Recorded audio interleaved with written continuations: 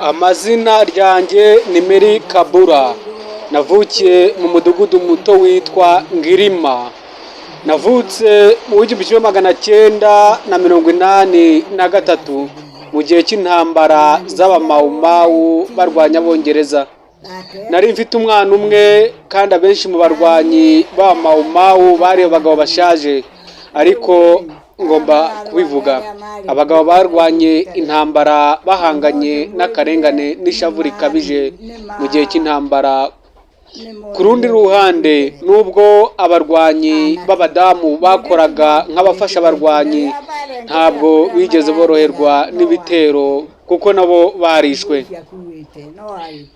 Kenyatta yegeranije abantu mu gihugu hose, aratubwira ati Kenya ni igihugu cyacu kandi kiratureba.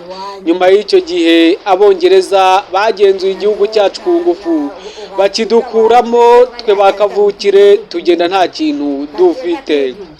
Kenya yari iy'abongereza ndetse n'abandi bazungu bari bayituyemo, ubutaka bwose bwari ubwabo.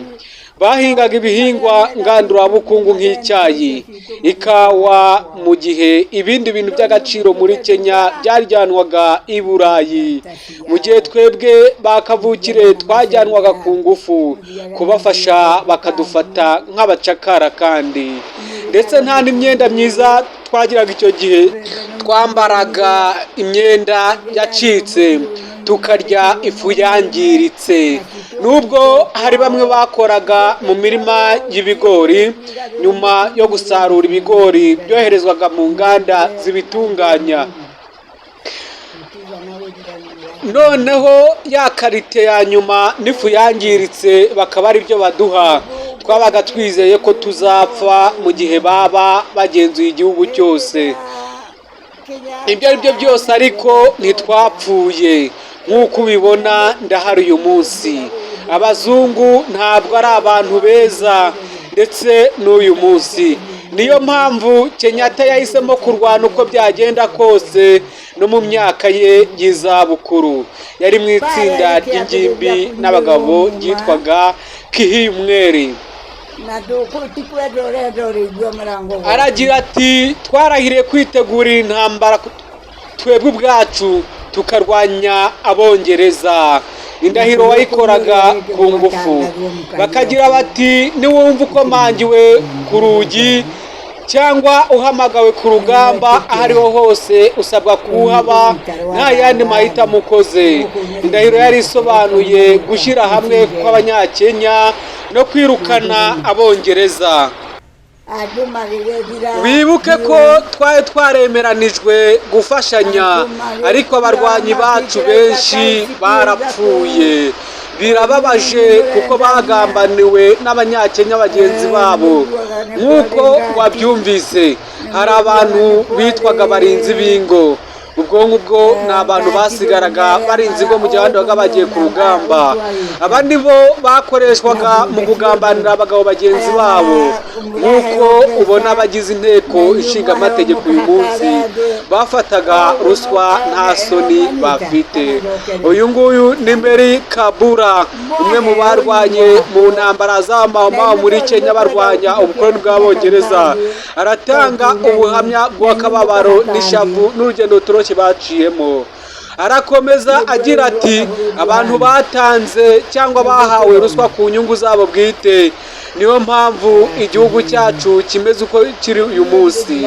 Abongereza bahaga ruswa abantu bacu kugira ngo bagambanire ingabo za mawumawu zabarwanyaga.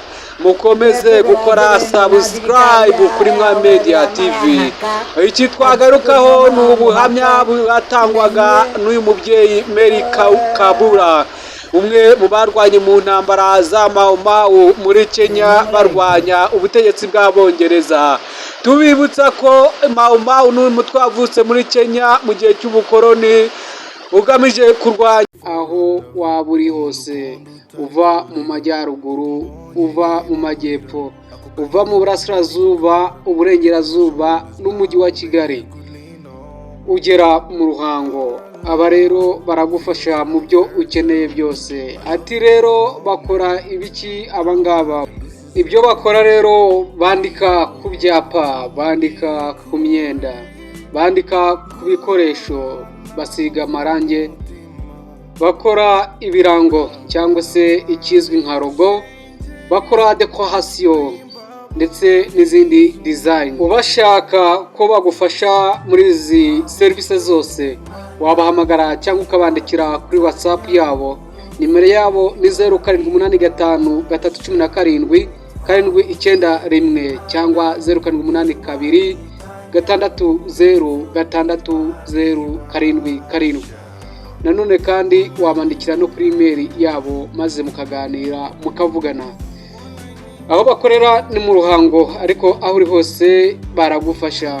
Ubwo rero amakorari, abantu ku giti cyabo, abantu bafite amakampani bashaka kwandikisha ku mipira y'akazi, abanyeshuri ndetse n'abandi, mwese mugane All Design maze babaye serivisi y'agatangaza. Baragira bati dukora uko dushoboye kugeza serivisi ku bakiriya aho bari hose.